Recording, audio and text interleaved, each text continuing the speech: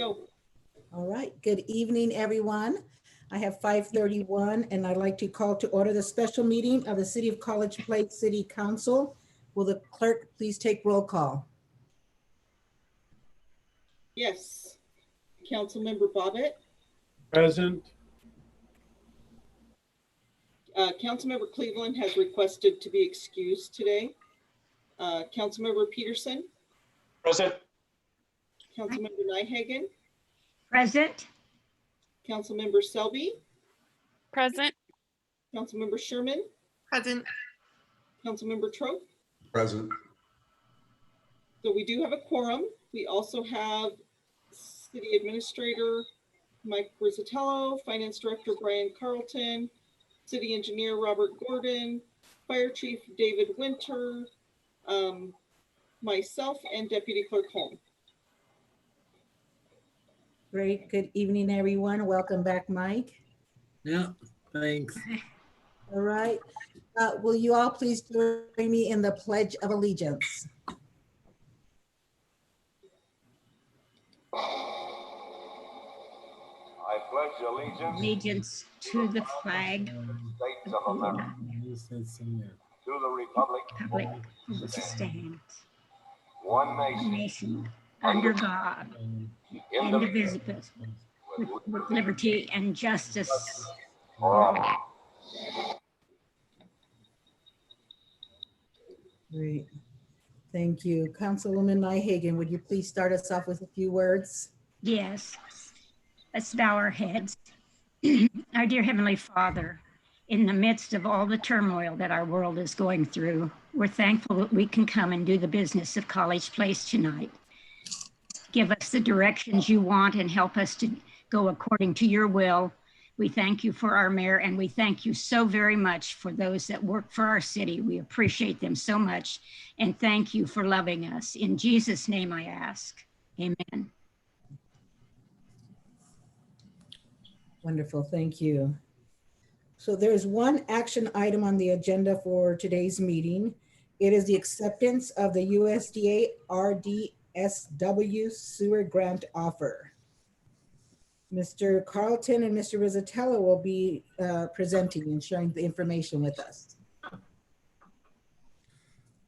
Okay, back on April 28th of this year, the council authorized the submission of the loan application to the USDA for funding for the Southwest Sewer Project.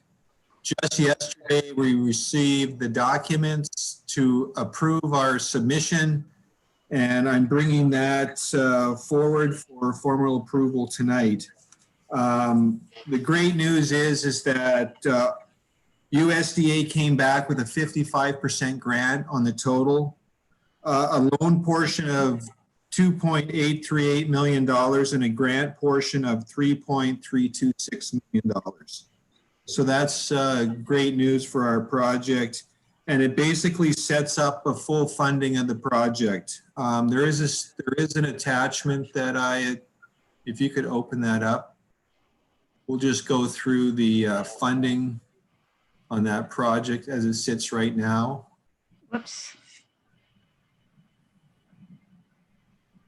If we all turn our heads to the right.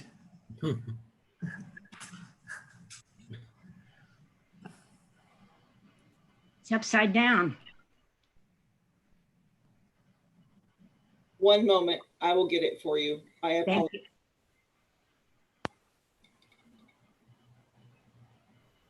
you. I didn't look at it after I loaded it.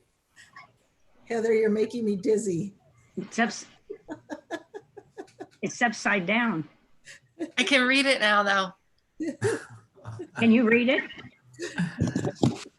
Not in your sales, I can tell. I have it on this one. Yeah, they're fixing it, Marge. Okay, thank you. So we just found out yesterday about their approval, and we had to run this quickly through because they have a requirement to have this submitted to USDA federal office by Thursday. Good. Otherwise, we could potentially lose the funding. And at that grant amount, that's something we don't want to do. here's where we sit right now in the project. We just received within the last 3 or 4 days a 90% estimate from JUB on the entire project, and that's come in at close to $8 million. Quite higher than the original estimates, but you know, it was the original estimate, and this is more fine-tuned to 90%. This will be the document that goes out for bid once that process happens. That $8.2 million also includes a contingency of $643,000. So as it sits right now, our funding is made up of a bucket of different amounts. The Port 09 grant for $400,000, which is a grant.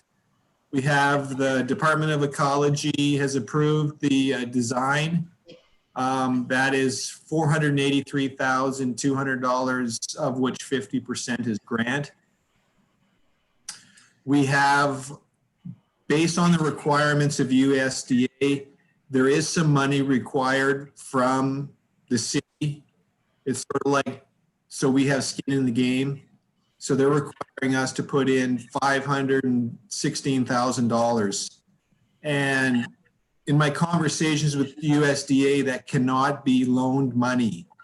That has to be money out of our own reserves. It could be grant money, but we don't have enough grant in order to offset that portion. So we have enough in reserves to cover that amount. And then the USD loan portion, $2.838 million, and the grant portion of $3.326 million. We are unfunded slightly. The entire project as it sits now, although we do have that large contingency, but right now, given the numbers, we have a shortfall of $620,000 approximately. But I just found out today that the Department of Ecology has submitted an application for an additional $1 million of loan, potentially, if we need it. It's going to go through the approval process in the next few weeks, but that money is also there. Plus, we also have the CURB grant money that was taken to council, I think, last council meeting for $2 million, of which $300,000 grant, $1.7 million loan. So definitely extra funding there. We need to confirm by November if we're going to use the CURB money or that money will go away. So we'll just see how it goes. In talking with Mike, we're looking at making a decision sometime in September on the CURB money. So that's where we stand. It's a great deal from USDA. There's a lot of hoops to go through and a lot of documents to review. I don't know if anybody's reviewed the 34 pages of requirements, but definitely worth 55% grant. I know Norm had to sit in on the phone call yesterday. Yeah, it was quite interesting going through that entire process and hearing every little detail. We literally had to go through every little detail to make sure it was clear and understood, but it is a fantastic opportunity. So, Mike, did you have something you wanted to share? I would just say thanks to Brian and Dayshree for excellent work on this. And yeah, it's like unheard of through USDA to get like a 55% grant. So this is great work by all here. And yeah, with this and other funding sources, hopefully looking forward to getting this project underway toward the end of August, early September. So Thank you. I want to throw in that she did tell us yesterday during our meeting with USDA that this was the last of their money. Wasn't that what she said? Yeah. We got the last of the grants money, that after this, there's no more. So glad we got that last chunk. All right, I'm gonna go through the city council members to see if you have any questions or comments. Mr. Bobbitt? Not at this time. Okay. Mr. Peterson? Yeah, a lot of numbers coming at us quickly here. Yes. Yeah, give me just a second here. So the 500,000 is coming out of reserves, correct? Yes, 516,000. And what reserves are those? Those would be the wastewater reserve, the capital reserve account, in which there's approximately $2 million in that reserve. Oh, is that the excess, was that, I don't want to call it excess borrowing. Was that the excess borrowing? No. No, that's Okay. in water reserves. That was for the 'Cause we water can't use wells. Because we can't use borrowing, yeah, okay. Yeah. So the exposure on the million, if we're assuming that will come through the DOE? Yeah, that'll come through for sure. It will, yeah. Guaranteed to me today that's going to go through. It's just formality to get the paperwork signed. Oh, so that's a guaranteed on that amount then? Okay. Yes, plus they've also, the loan docs I just received this afternoon include the $1 million plus the 483, which hadn't previously been approved. Oh, So they included in one document. Okay. All righty. Yeah, I may have another question, but I'll pass for now. Thank you. Yep, and as Brian said, sorry about the rush. Oh, no. Yeah. She said she found out yesterday morning, called to try to get a meeting with us. Said she asked to have it back by Thursday so she could have it back to them by Friday, no later than Friday morning. So sorry about that. Thank you though. Don't be sorry. I mean, realistically, our only other option was to go with the CURB grant and also with accompanying the Department of Ecology amount. On the Department of Ecology amount, there wasn't going to be no grant on that. It was going to be full loan. So at $5 million in loan on that portion, and the CURB is only $300,000 grant and financed at 1.7 million. And together with that, the interest rate on the RD loan is only 1.125%. It is over a long term, it's over 40 years, but we cannot change that 40 years because it would affect the amount of grant portion that we would receive if we went to a lower term. It is a long time, but unfortunately, if we want that $3.3 million in grant funds, then that's the condition. Yeah. Although Thank there you. will be payment penalties or restrictions. No, there is no penalty, so it can be prepaid early. Okay, Councilmember Nyhagen, no questions. Thank you. you, Councilmember Selby,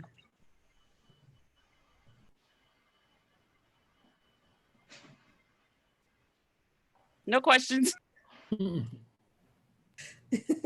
okay, Councilmember Sherman, I have a question on the DOE funds where you have $1 million listed under the additional funding, but then you've got 483 listed for DOE design, and you've listed the DOE and the CURB loans down below as additional funding sources, but our 516 of the College Place contribution can't come out of loan funds. So what do we do with those additional monies?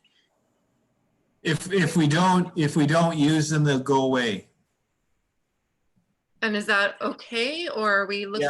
Yeah, Okay. well, I haven't had conversation with CURB, but DOE is strictly on board that if we need the money, it's there. If we don't, then it just disappears. We're not obligated to the amount. Okay, so regardless, we're probably not, we probably are just dipping into our wastewater reserves for the 516. Yeah. Okay, No, we are. okay. This is awesome. Thank you guys. I know this has been quite a process. Mhm. That's all. thank you. Councilmember Trope, I have a few questions.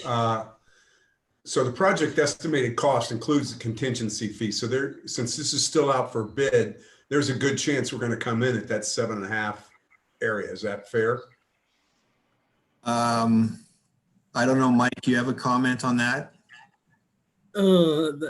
That's a hard one to predict because it isn't out to bid yet. These are 90% plans, and we're gonna get it out to bid. I would expect in the next like 2 weeks or so here. I would say it's about a 50-50 shot. It's just hard to say in this bidding environment. I've seen numbers fluctuate both ways. All right. I would have thought, I guess I'm hopeful that given the economic situation, that people are going to be aggressive for a contract of this size. So hopefully we don't need that additional funding. On the loan, the RD loan at 1.125%, I think I'm pretty happy having that for 40 years.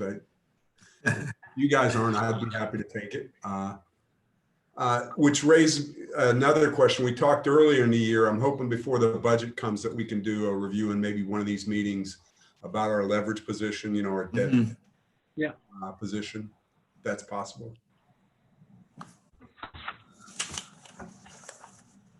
Just before budget would be great. Yeah, absolutely. Be a good discussion. Now, I think there's a healthy amount. It'd be neat to know how we'll sit with this project and the other debt we have. And if there's some comparables with comparably sized cities, I actually suspect we're in pretty good shape. And so using those tools to me is a positive thing for the city. Yeah. That's all I have, Mayor. Great, thank you. Okay. Councilmember Peterson, did anything come back up? No, thank you. Yeah, I think that, yeah, thanks. Okay, so if there's any additional questions or comment, please use your little blue hand to raise.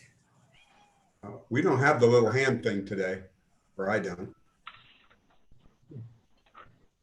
Okay, interesting. Okay, but are there any other questions or comments before moving on? I'd like to make a motion to allow the mayor to sign the loan documents to USDA-RD for funding the Southwest Sewer Project. Great, thank you. Is there a second? I'll second. Councilmember Sherman, thank you. Any other additional discussion? Councilmember Selby? It turns out if you click on the participants and bring up that extra window, the raise hand is on the very, very bottom. It's not where it looks like it is. It's at the very, very bottom. Mhm. I'm sorry, I'm not seeing that, but. Very good. Okay. So all in favor, say aye. Aye. Aye.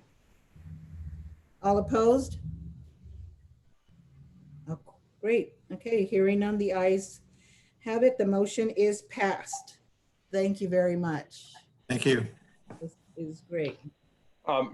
Mayor, this is Councilman Member Peterson. I think it's, we have Mike to thank for this, or how does this work?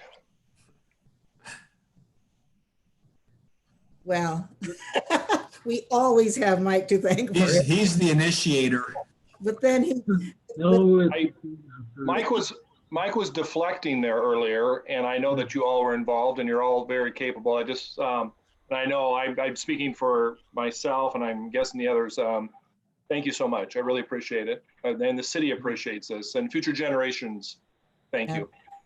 yeah. it was a good team effort put together once Mike passed it on, and they were quick to work on it and get these numbers and get the grant application in. So thank you all. Yeah. I'm not finding my applause button, but here. You're here. Very good. Okay. Do we have a motion to adjourn?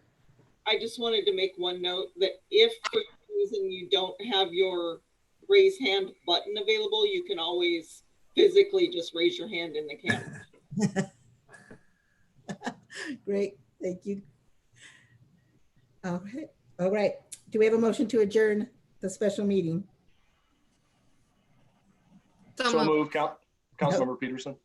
Okay, and Ms. Sherman, you second? Yes. All right. If there's no objections, I adjourn the meeting at 5:50 p.m.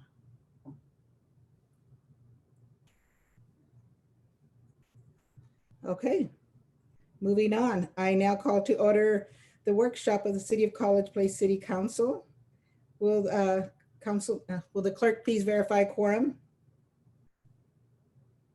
No one has joined or left since the special meeting, so we do have a quorum. The only council member missing is Councilmember Cleveland, who requested to be excused. And he's missing out on all the fun. Okay, we have 3 workshop items tonight. Chief Winters will begin with the fire training tower discussion.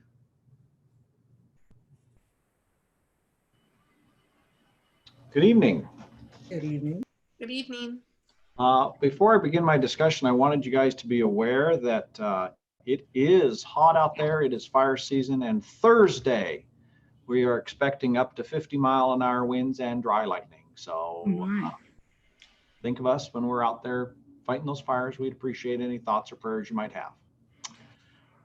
In looking at the documents that are in your packet for tonight, these are the proposed documents for, first off, the initial building of and remodeling of our current fire facility that was built back in the 1970s. And we have put, well, City of College Place has put $0 into in that time period.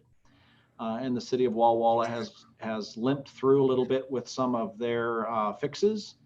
Our current facility no longer is able to do live fire training. So as you can imagine, it's quite difficult for us to train our folks without any ability to do live fire in a structure. We can still get donated buildings from people, but those are few and far between that meet our needs and are a lot harder to be safe in because, as you know, most of us weren't around when houses were built, and you don't know what hidden things are in the wall. And sometimes you'll get a structure that's acquired to you and they used sawdust for insulation. And so you can imagine how dangerous that might be. A very uncontrolled environment when we're really trying to be safe. So this has been brought to you before to talk about the repair and replacement of and additional to. And so that is the first document. And the estimate is $754,500.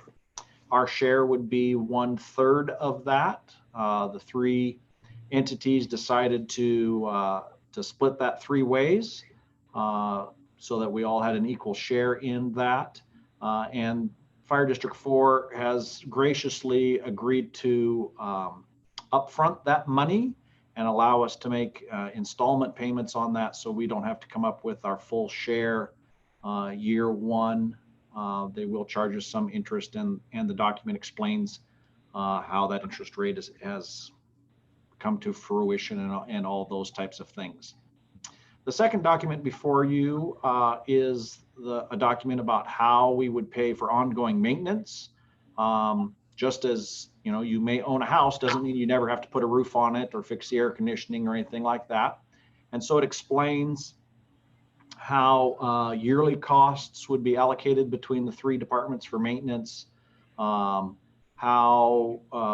or what we would consider as capital expenditures. Anything over $1,000 can be considered as a capital expenditure. Anything under that would be just considered maintenance and all those types of things. And then what happens if something gets damaged? If something were to get damaged by us, we would pay for what we broke. That seems quite obvious and fair. And if it's just normal wear and tear, then we would separate that cost with 50% of the cost going to the City of Walla Walla and the other 2 entities paying 25%. The reason this is not split equally in thirds is we assume that as people use the facility, that the majority of the time would be used by the City of Walla Walla because they have a fully paid department 24 hours a day. It's in their city. And so they felt it was more fair that they picked up 50% of the cost for maintenance operations of the facility. If any entity besides the 3 came out and used the facility, we would charge them for their usage of that.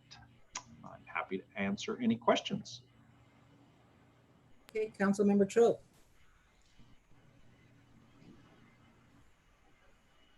You're on mute. Yeah, thank you. The 1/3 sharing doesn't seem reasonable to me I mean, if we're going to have equal use, potentially could agree to that. But given the relative size of the entities, that to me seems out of whack. I could have seen something more along the 50, 25, 25. Is that negotiable? The you guys already agreed on this? the 50, 25, 25 for the initial No, cost? I'm talking about the shared cost up above where you said 1/3, 1/3, 1/3. That seems disproportionate to me, given the size of our city, the part-time nature of our people, the smaller size of our fire department. I can't see that we're going to use that to the extent they are. So that seems like we're subsidizing this project. I believe that is what Mr. Rizzatello agreed to a while back. Maybe he can speak to that. That was a general concept. I mean, we could always bring it back up to them because I always caveated it from the start that would be with council direction. So if you would like me to go back with them with that other percentage, we could do that as well. The reason why it seemed like the third seemed to be okay was just when you look at District 4, for instance, they're in a similar boat to us, and they were agreeing to a third as well. So that was the initial concept behind it, but I could reach back out. I guess, it's an opinion, Mike, that given the size of the relative organizations that there's a fair way to allocate those costs. Just 1/3, 1/3, 1/3 to me feels, that feels unfair. What the right formula is, whether it's population based, fire department based, or size or usage based, I don't really care as long as it's something that just feels random to me. Mike or Chief Winter, maybe you can help answer this question. How long have we been using the current facility that we have not contributed to? Since it was built back in the 1970s. But do we not pay as we go for that? We have never paid anything. We have not contributed. So they built the original facility. They've paid for all the maintenance. They've done all the engineering. They've done all these things, and we use it and say thank you. Councilmember Peterson. Yeah, I guess I don't have an issue with the third. It's when I first heard this before we had the following conversation, I thought that was good in a way, in that my own personal thoughts and impression on this, and that it's kind of like when you, I guess it's kind of like when you buy a townhouse with a friend or a boat, and if you don't have as much skin into that, it's like who owns the building and who has the rights to it, and it becomes kind of I don't know if it's disproportionate ownership in the future, or there could be some of that. So I don't know. My own personal feeling is I don't have an issue with the third. Are there any other conversation, questions, comments regarding this? And I would actually agree with you. If it weren't that we've been using it. I mean, the only thing that makes me feel better is that we've been using the current facility without compensating them in any way. Otherwise, I would agree it would be a skewed type of expense. So if I could just final response on that. I hear what everybody's saying. I think it's nice to be a good neighbor. I'm just always in favor of a negotiated settlement rather than this kind of thing. I just find that in the end, you get what you pay for, and negotiated settlements have worked good for me. That's fair. Councilmember Sherman. Yeah, I appreciate your concerns, Byron, and I think that I would have those concerns. I also like the idea that we don't have to pay 100% to have our own. Absolutely. And so this to me makes it feel a little bit better. And so, yeah, but I like that going forward, it is the 50, 25, 25, because that is more realistic. But I like the way that your brain works. So I appreciate your questions. Okay. Any other questions or comments? Nope, doesn't look like we have any right now. Next time we'll go around the table. Okay, then moving on. We have Mr. Gordon and Mr. Hartwig are going to give an update on the well projects. Thank you, Mayor. I'm filling in for Mr. Hartwig, so I'm who you get tonight. Thank you. I'm sorry, one quick moment, Mr. Gordon. Councilmember Sherman, you had a question? Sorry, Robert. Yeah. So what's the next step with this now that we just kind of chatted about this? What happens now with these agreements? Are they coming to council? Is there more discussion with D4 and Walla Walla or? Well, I mean, as far as moving forward, I mean, direct me the stance you want me to take with them, because if we're okay with it as is, then it will come to council for council approval.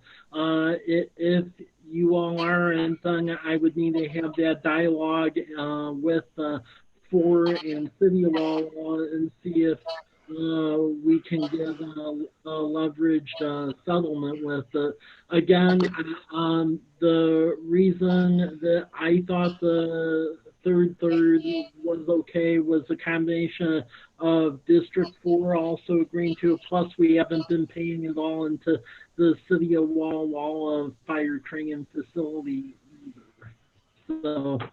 So then that begs to the question is, does anybody oppose this coming to council for a vote or further discussion? No. Good. So I would say, Mike, that we should put it on a future agenda. Okay. Okay. Okay. Did that answer your question, Heather? Yes, thank Okay. you. All right, but good question. Thank you. It felt unsettled, so I'm good. Right. So thank you. Okay, Mr. Gordon, our apologies. No, that's no problem. In fact, it's kind of nice because we're getting close to settling something in the water world. So the good news is that well number 4 is progressing very well. We've had some slowdowns due to COVID, but not a lot. And even today we had Townsend, our electrical controls contractor, Rockwell, the variable frequency drive supplier, out on site along with our RH2 and our city staff. And they're installing the variable frequency drive. That's the equipment that controls the speed of the well and the pumping rate and so forth. And they're hoping, if everything goes well, at least this was of yesterday, and I haven't heard anything differently, to actually be able to operate that well by hand by Thursday, which is good news, especially since we've had such an onslaught of hot weather. And then even the better news is that they're expecting fully automated operation of that well by the 14th, hopefully, of this month, which is about 2 weeks earlier than the contract allowed for. So that's very good news. And we're very thankful for how hard POW has been working to get that completed. So kudos to them, to RH2, to our staff, and to their subcontractors. It's really good news. Another project we have going on, obviously, is the other well number 6. We also have good news on that front. Whereas this original well number 4 at CCF is producing about 1,500 gallons per minute. This well looks like it may be able to maybe not quite double that, maybe double that amount. We'll see. We're hearing 2,500 gallons per minute. That's really good news. And so we're hopeful to see that come about. RH2 is putting together the numbers on that, and we expect to get some kind of recommendation from them within the next 2 weeks. Really, they're just looking at the balance between how much can we pump out of that over long term. They want a sustainable yield. They want to make sure that the amount of water we're pumping fits within our distribution system. So there's a lot of elements that they're looking at. We should have recommendations soon. On the water system plan front, we are continuing to move forward. We've received 4 of the chapters to that plan. We've reviewed those, sent back our comments. We've also asked RH2 to look at what we can do and what we should be looking at in terms of, again, sustainable yield from the aquifer. How much can we expect to have over the next 20, 30, 40 years? Should we be looking for other water supplies? What kind of water supplies should we be looking at? Treated wastewater, stormwater, some kind of conjunctive use of the city of Walla Walla. We really want to at least start looking at those kinds of things. It may be seem premature, but when we start sucking dry, it's going to be hard to make up that difference. So anyway, that process is moving forward. We would like to see that plan completed by November 7th. We don't absolutely have to have it done by then. We have some time, some leeway. But if our current water system plan expires at that time, and if it does expire, that means every time we put a water line into the ground, we got to go back to the Department of Health to get their approval. We'd rather not do that. We'd rather be able to move forward on the basis of our water system plan. But that process is moving forward. We also have the green tank consolidation study going on. RH2 is also working on that. They've made some good progress.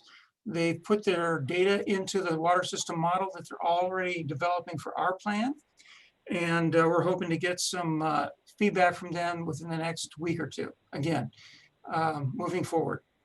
And then finally, this is something you folks probably have not seen before. It's something that was a bit of a surprise to us. It's been sitting out there for all the water systems. We don't hear a lot of movement on it, but it is something that's coming up. It's the American Water Infrastructure Act of 2018. And Congress passes at the federal level to help water systems prepare for risk assessments, making sure we're ready in case some kind of an event occurs. And so what it does is it looks at your system, makes sure that you know where your weaknesses are and that you're addressing those appropriately. That's going to cost us some money. I've talked to RH2 a little bit. Really depends on how we structure it. The Cadillac plans cost quite a bit of money. If we can get by with somehow incorporating it with the existing water system plan work, maybe less. We're not sure yet. We do need to go out for an RFP on this, so it's not guaranteed that RH2 would get this contract. But that's something else that's on the horizons. So we're busy on the waterfront, just like we are on the wastewater, just like we are on the transportation front. We're keeping the wheels turning. Be glad to answer any questions you might have. Councilmember Sherman has a question. So Robert, on well number 4, I was reading this and seeing full automatic operation anticipated by August 14 of 21, which seemed reasonable because that's next year, but it seems like we might be done this year, which is what the next half of that phrase says. So it's done this month? It's a typo. Okay. So because I was thinking, okay, that's fine. It's been like a forever project. So of course it's going on another year, but so it's like done. Yeah, basically it's done. Now, what is true is that the second well number 6, that will probably be a little over a year yet. Okay. So, yeah. And well number 4 is the one on Pepper's Bridge? That's correct. Okay. Thank you. Still an amazing time. Councilmember Trope. Yeah. Question on this. I like the idea of this water system plan. It sounds like that's going to be coordinated with both the county and Walla Walla. Is that right? As part of that, you have to, that particular plan is actually vetted through them once it's in draft form and they get a chance to look at it. We get the same opportunity with Walla Walla's water system plan. So, yeah. So I was wondering if there's potential to, on that final item, to go to them as a county and find a way to share the cost on that as well. That's a good idea. That's something we can explore. Thank you. I would not suggest the 1/3 in that model. Just 25/25. Do you have a preferred fraction? I think 25/25/50 sounds better. Logic should bear on this, and to me, if everything's 25/25/50, it's easily understood by everybody. Yeah, thank you. No, but I all kidding aside, I think compliance with that as a community, as the larger community, might make it not only more palatable, but a more effective evaluation of our water, because we're all going to face challenges with this in the future. And we made some investments in wells that could pay off for us in the future. So I applaud all of that. I think this is really good work. This will pay benefits for long beyond my time on this earth. Knock on wood. That's very good. Yeah, I'm just amazed that it's already kind of here. Yes. It's like, it seemed like so far out and we're here. Councilmember Peterson. So Robert, how many Just remind me, how many active wells do we have, or how many active wells will we have by the end of August? By the end of August, we should have 3. We'll have this well, we'll have well number 3, and then we also have well number 2, which is kind of working. Yeah, it's still limping along, correct? Yep. And which well next year? What was that? I'm sorry. That's well That'll be number. well number 6. This is the one out on Maple, right across from our tanks, our 2 large water tanks. And you said next year or sometime. Yeah, next year, probably later. I would think probably around September, October. I can't remember offhand the exact date, but it was going to be at least a year longer than the first. Okay. Yeah. All right. Thank you. Yeah, you're welcome. Okay. Any questions or comments, Councilmember Bobbitt? No? Okay. Councilmember Nyhagen? No, thank you for all your work. We appreciate you so much. And Councilmember Shelby? Nope, I'm really excited about this. Water system 2018, I was working on that back in 1995. So that's how long it takes it to pass Congress. It's amazing. Okay, so any other questions or comments for Mr. Gordon? Mr. Peterson? One question with that study, one of the things I keep getting questioned about is our efforts on water conservation. And I don't know, Mike, we don't have anything now, but I'm thinking I've seen grants to replace facilities with low flush toilets, or, an effort to put shower heads in and whatnot. I don't know. What are your thoughts on that, Mike, going forward?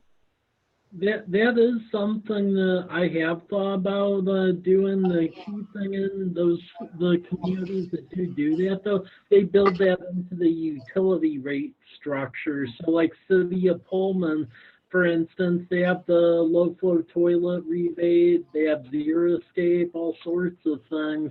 But it made their utility rate, it went up like by $1 roughly, but that funded their conservation program. So a lot of cities do that, but for all of them, it is like a self-funded venture. Yeah, and with the rate structures, you'd possibly, I hate to say this, would have to recalculate rates even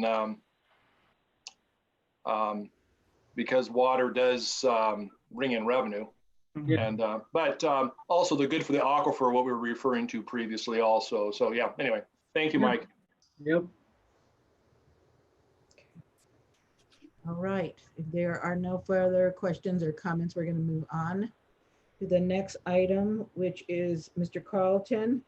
We'll give an update on the COVID-19 reimbursement tracker. I don't believe Ms. Cinnamon's here, correct? Yeah, so just Mr. Cinnamon. No, just myself. Okay. So as you all recall, we received pass-through monies from the federal government to the state and then through the Department of Commerce for expenses incurred in coronavirus expenditures. The grant totaled $289,950, and we can get reimbursement through the Department of Commerce for any expense related to response to the emergency. It's a rather long, there's a long list of items that qualify. We've been tracking those costs separately in our financial system. On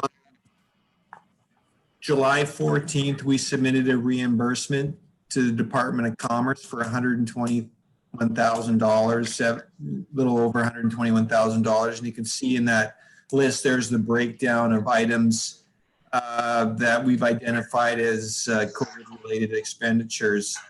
Office supplies, professional service, some software purchases, uniforms, small tools, some travel that was done. There's a big number there for a pledge for $35,000. That was for the business assistance program. And then our staff time, which employees have been keeping track of their time that they've committed to COVID related So I haven't heard, I submitted that on the 14th of July. I haven't heard back on when we'll receive those funds, but it was accepted.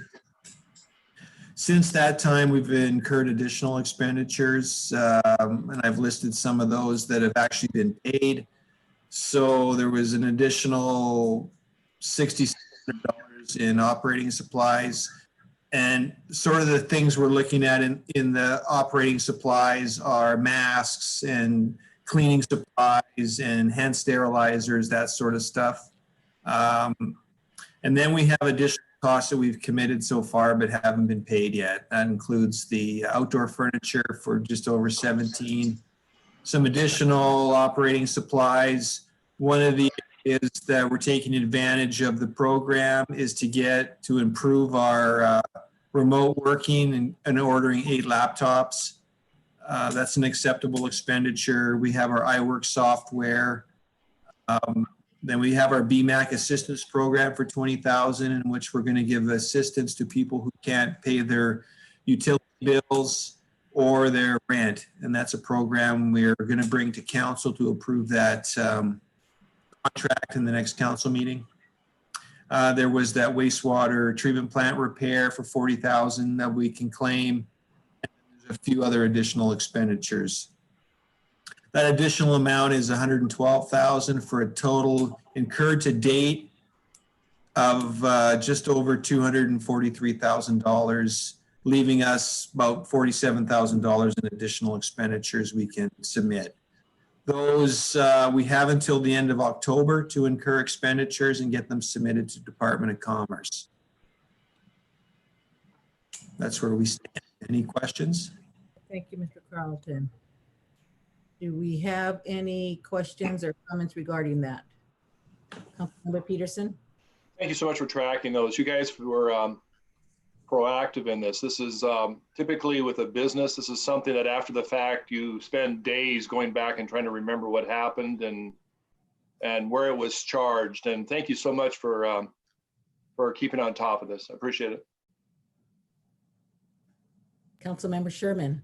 I wanted to say thank you for the beautiful furniture that we've been able to provide for the restaurants. And I messaged Mike and John because I had other business owners writing to see where they could get that furniture because they liked it so much. And it was awesome to see our restaurants appreciating it as well. And so I'm glad that this is something that we could get reimbursed for. And also for the wastewater treatment plant, 40 grand. I'm glad that we can fit that in there too. So thank you for all that you've done for that.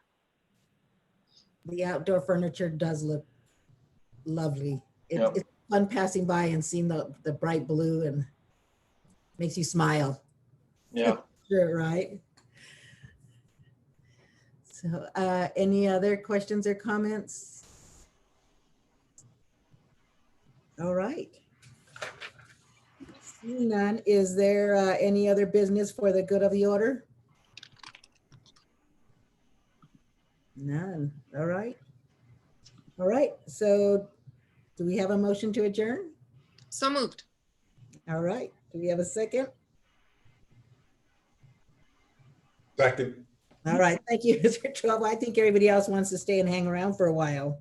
All right. So there's no further discussions or objections. I adjourn the meeting at 6:19 p.m. Bye, everyone. Nice to see you. Thank Mayor you. Hernandez, Stay healthy. Mayor, Yes, Max. Yes, sir. can you come by the office or I can meet you somewhere tomorrow to get those documents signed for the RD loan?